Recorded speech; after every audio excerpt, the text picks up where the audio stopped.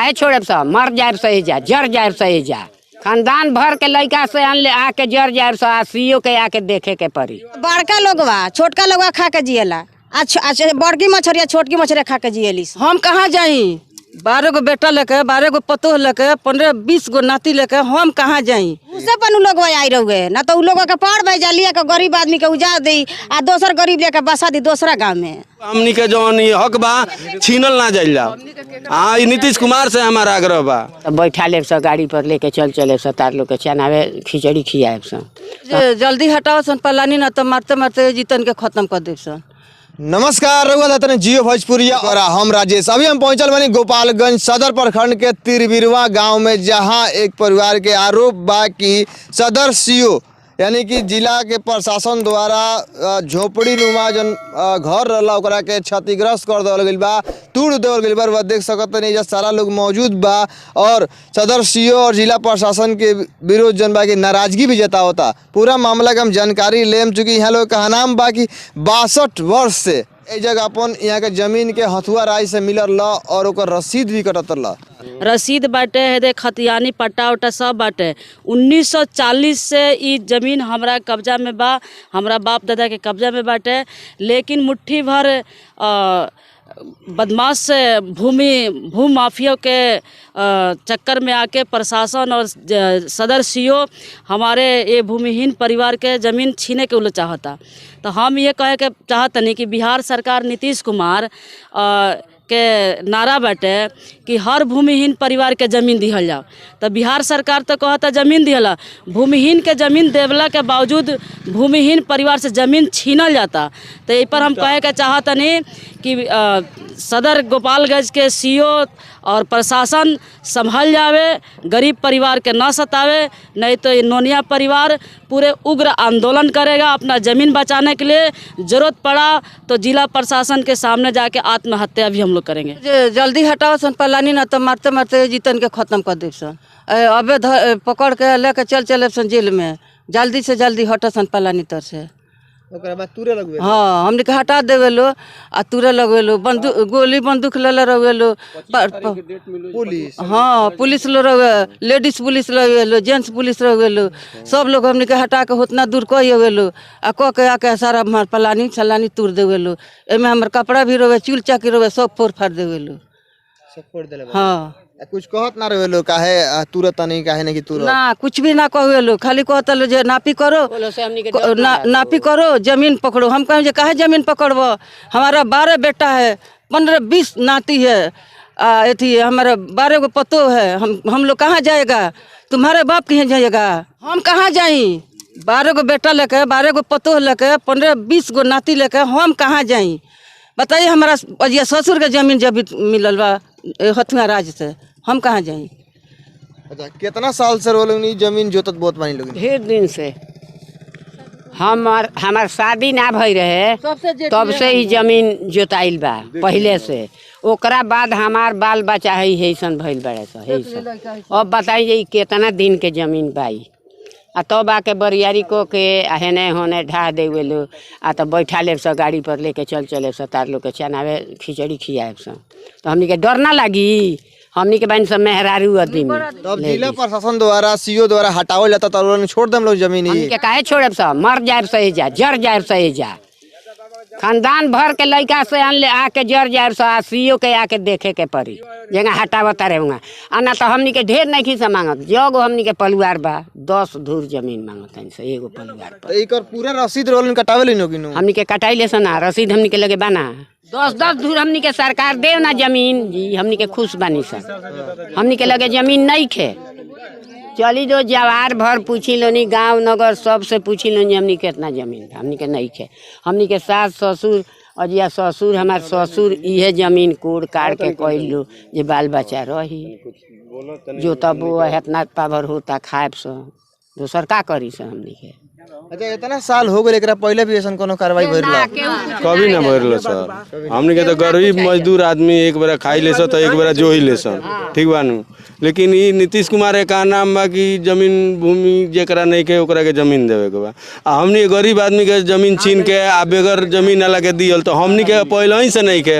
हमनी के तो गरीब मजदूर किसान आदमी बानी सन।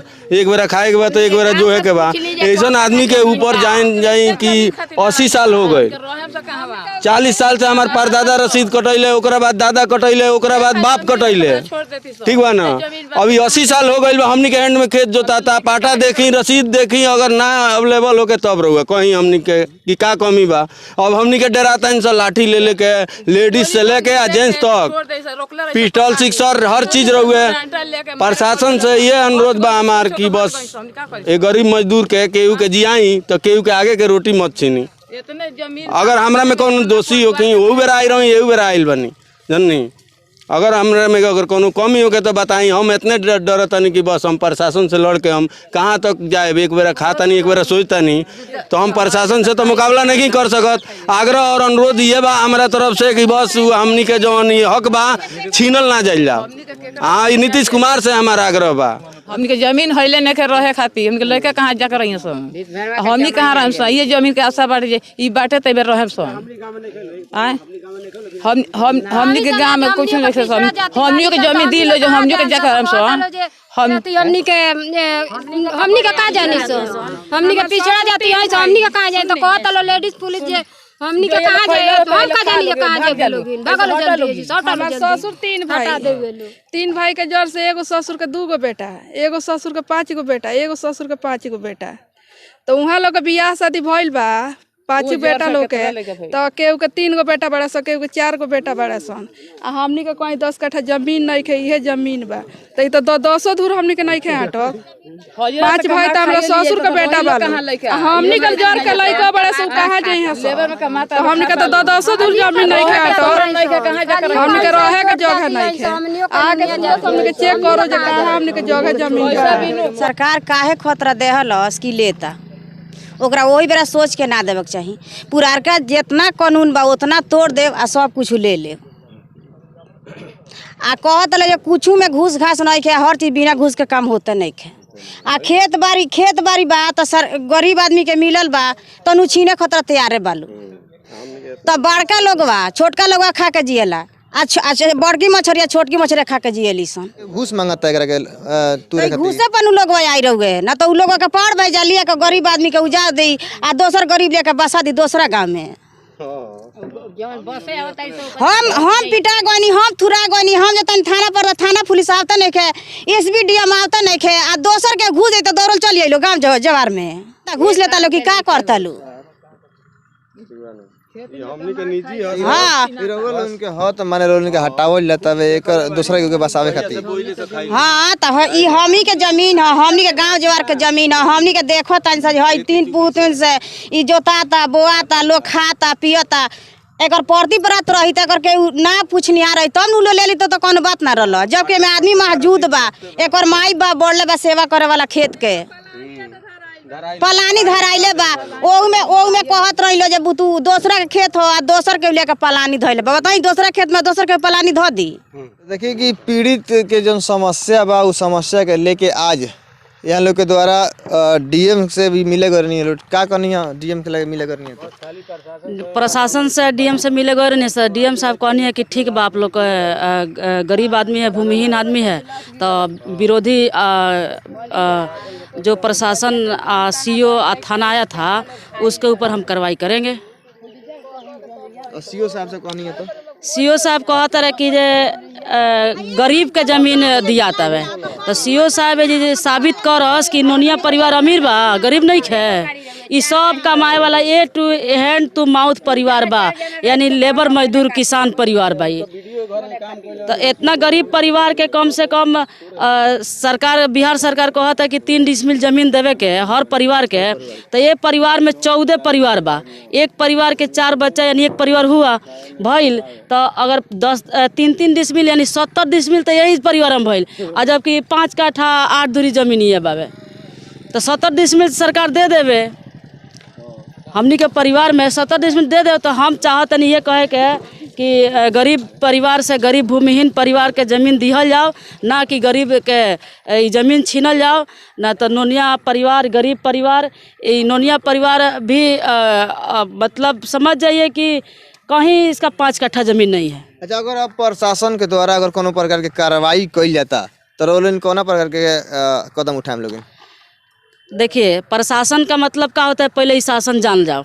प्रशासन का मतलब होता है शासन, और शासन मतलब होता है जो राज करता है नेता। नेता के अंडर में आता है प्रशासन। तो नेता यानी शासन जो है लोकतंत्र में जनता बनावेला शासन, तो शासन के अंडर में प्रशासन आता है।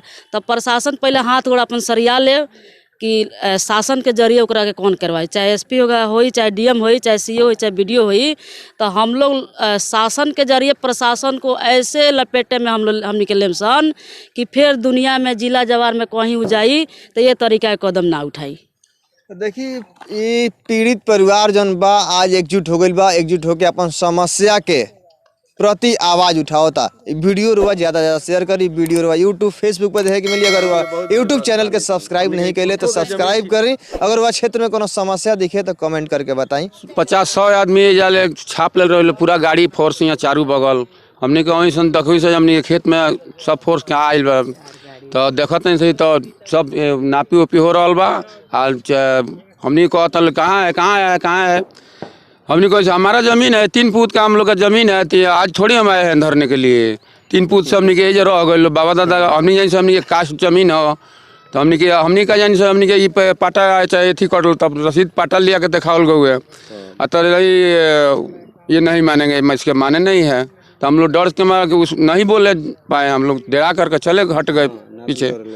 नाफी वाले जाइए आप 25 तारीख को आइएगा, ये करिएगा वो करिएगा, से सीओ से साहब के पास आइए, साहब ठीक आदेश देंगे जो होगा।